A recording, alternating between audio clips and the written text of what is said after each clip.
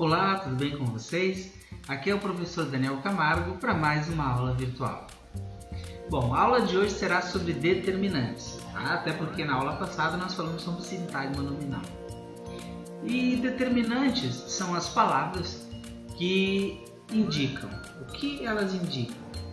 Elas indicam o gênero, indicam uma característica, uma quantidade, ou seja, complementam o sentido de um núcleo. Então, numa frase que vai ter um sintagma nominal, vai ter os determinantes e os núcleos. E as classes gramaticais que fazem a função de determinantes são os adjetivos, os numerais e os artigos. Então, adjetivos caracterizam o substantivo, tá? E como é que eles flexionam? Eles flexionam em número, que é singular e plural, e flexionam em gênero, que é o masculino e o feminino.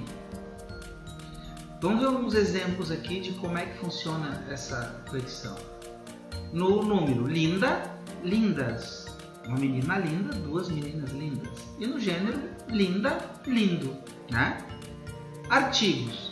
Os artigos especificam, particularizam ou generalizam o substantivo, que é aquele elemento que a gente chama de nome, tá? Substantivo. Como é que eles flexionam os artigos?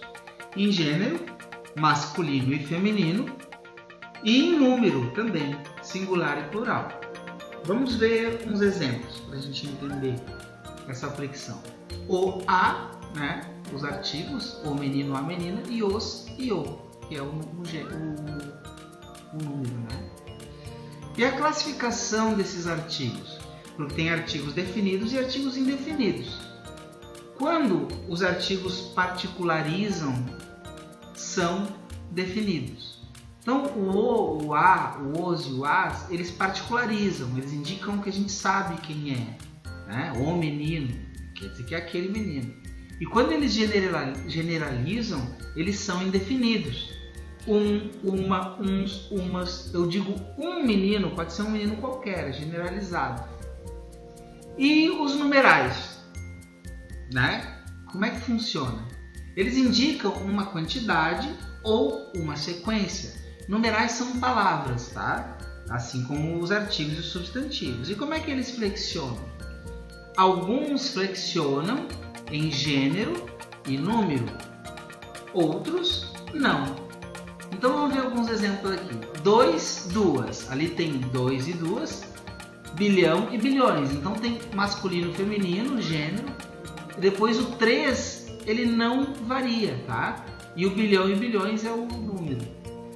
Depois a classificação desses numerais. Como é que são? Como é que a gente classifica? Para a gente entender perfeitamente os determinantes. São cardinais, que indicam quantidade específica, né? 1, 2, 3, 5, 10, 1000. E os ordinais, que indicam ordem, tá? Indicam uma ordem, uma determinada sequência. Então, como é que funciona? Os exemplos. Primeiro, segundo, terceiro, quarto, quinto, sexto e assim por diante. Então, os ordinais e os cardinais. Mas os numerais podem ser multiplicativos também.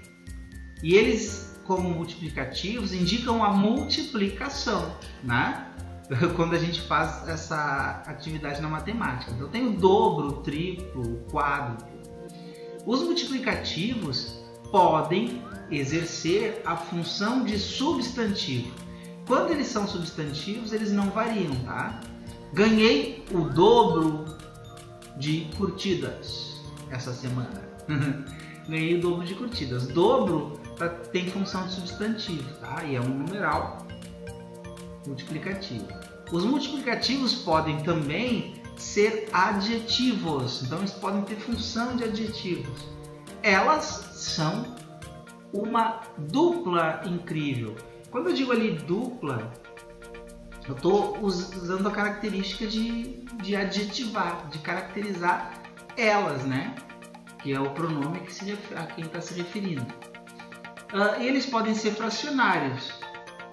Como é que são os fracionários? É quando indicam uma quantidade não inteira, né? Metade, um terço. Como é que eles flexionam? Eles flexionam em gênero e número.